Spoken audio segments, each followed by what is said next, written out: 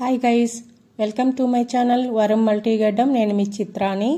ఈరోజు వరం మల్టీగడ్డంలో కర్ణాటక స్టైల్ వాంగీబాత్ చేస్తున్నాను.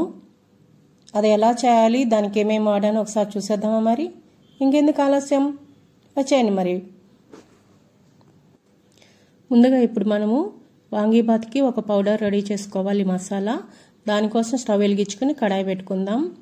కడాయి వేడైన తర్వాత 1 స్పూన్ ఆయిల్ వేసుకోవాలి. ఆయిల్ వేసుకున్న తర్వాత ఒక 10 ఎండుమిర్చిని వేసుకుని వేయించుకోవాలి.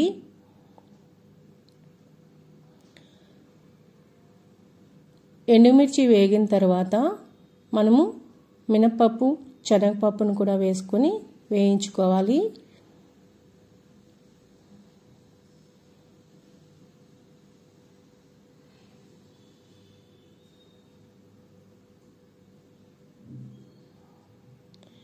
మినపప్పు, శనగపప్పు ఇప్పుడు వేసుకోవాలండి. వేసుకుని వేయించుకోవాలి. అది కూడా లో ఫ్లేమ్లో వేయించుకోవాలండి.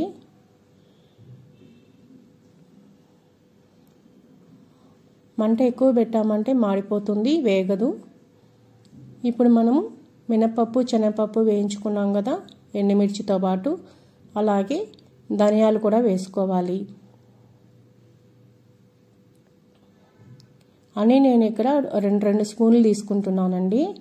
మినపప్పు 2 స్పూన్లు, శనగపప్పు 2 స్పూన్లు, అలాగే ధనియాలు కూడా 2 స్పూన్లు వేసుకుని వేయించుకుంటున్నాను. ధనియాలు తొందరగా వేగిపోతాయి.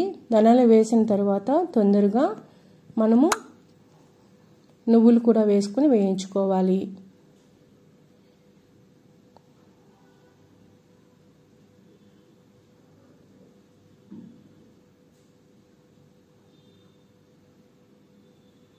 నువ్వులు కూడా తొందరగా వేగిపోతాయి కాబట్టి లో ఫ్లేమ్లో పెట్టుకొని వేయించుకోవాలండి.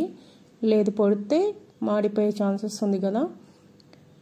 ఈ నువ్వులు కూడా వేగిన తర్వాత 1 స్పూన్ కొబ్బరి పౌడర్ కూడా వేసుకొని వేయించుకుంటున్నాను.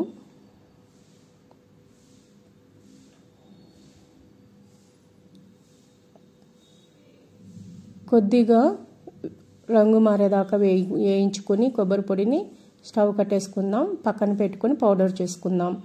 అలాగే ఇప్పుడు మళ్ళీ మనము వాంగీబాత్ కోసం స్టవ్ వెలిగించుకొని కడాయి పెట్టుకోవాలి. కడాయి వేడైన తర్వాత ఆయిల్ వేసుకోవాలి. నేను ఇక్కడ ఒక 2 స్పూన్ ఆయిల్ వేసుకుంటున్నానండి. ఆయిల్ వేడైన తర్వాత ఆవాలు, అలాగే జీలకర్ర వేసుకొని వేయించుకోవాలి. ఆవాలు, జీలకర్ర వేగిన తర్వాత మనం ముందుగా కట్ చేసి పెట్టుకున్న పచ్చిమిర్చి ముక్కలను కూడా వేసుకొని వేయించుకోవాలి. పచ్చిమిర్చి ముక్కలు వేగిన తర్వాత ముందుగా కట్ చేసుకున్న ఉల్లిపాయ ముక్కల్ని కూడా వేసుకొని వేయించుకోవాలి. నేను ఇక్కడ ఒక పెద్ద మీడియం సైజు ఉల్లిపాయను తీసుకుని కట్ చేసుకున్నాను. అలాగే కరివేపాకు కూడా వేసుకొని వేయించుకోవాలి. మనం వేసుకున్న ఉల్లిపాయ, కరివేపాకు, పచ్చిమిర్చి బాగా వేగిన తర్వాత, బాగా వేగిన అంటే బాగా వేయించకూడదండి ఉల్లిపాయని, హాఫ్ కుక్ అయితే సరిపోతుంది. ఇప్పుడు మనం ముందుగా కట్ చేసి పెట్టుకున్న ఒక టమాటాని ఇందులో వేసుకుని వేయించుకోవాలి.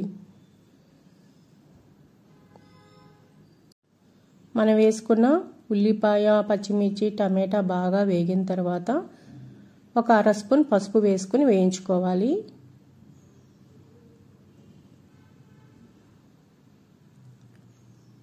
పసుపు వేసుకుని ఒకసారి బాగా కలుపుకోవాలి. అలాగే మన టేస్ట్ తగ్గట్టు ఉప్పు కూడా వేసుకోవాలి. వేసుకుని మంచిగా కలుపుకోవాలండి.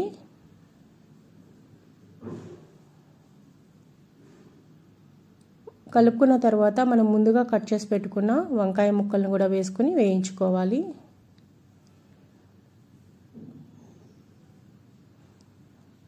వంకాయ ముక్కలు బాగా వేగేదాకా వేయించుకోవాలండి.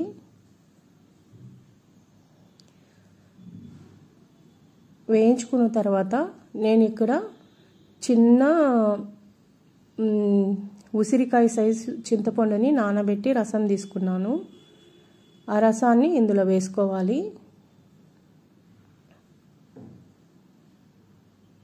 వేసుకుని మనం ఈ రసం మొత్తము ఈ వంకాయ ముక్కలకి ఈ ఉల్లిపాయ పచ్చిమిర్చి అన్నీ కలిపి బాగా కుక్ అయ్యేలాగా కుక్ చేసుకోవాలి. ఇప్పుడు బాగా కుక్ అయింది కదా, ఇందులోకి రైస్ వేసుకొని బాగా వేయించుకోవాలి, కలుపుకోవాలి. బాగా కలుపుకున్న తర్వాత మనము ముందుగా వేయించి పొడిగొట్టుకున్నాం కదా, మినపప్పు, శనగపప్పు, ఎండుమిర్చి, నువ్వులు, ధనియాలు, కొబ్బరి పొడి ఇందులోకి వేసుకోవాలి.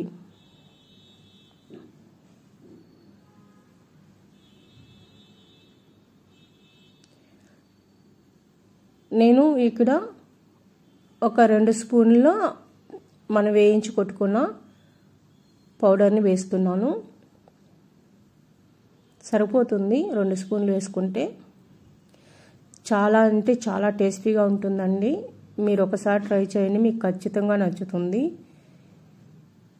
మీకు గనక నచ్చినట్లయితే నాకు కామెంట్ చేసి, షేర్ చేసి, లైక్ చేసి, సబ్స్క్రైబ్ చేసుకోండి. పిల్లలకి లంచ్ బాక్స్లో కానీ పెడితే మంచిగా తినేస్తారు. మధ్యాహ్నం ఆఫీస్కి వెళ్ళే వాళ్ళు కూడా తీసుకెళ్ళచ్చు, బాగుంటుంది తినడానికి. ఇప్పుడు మనము ముందుగా కట్ చేసి పెట్టుకున్న కొత్తిమీర వేసుకొని స్టవ్ కట్టేసుకుందాం. స్టవ్ కట్టేసుకొని ఇప్పుడు మనం దీన్ని సర్వింగ్ ప్లేట్లోకి సర్వ్ చేసుకుందాం.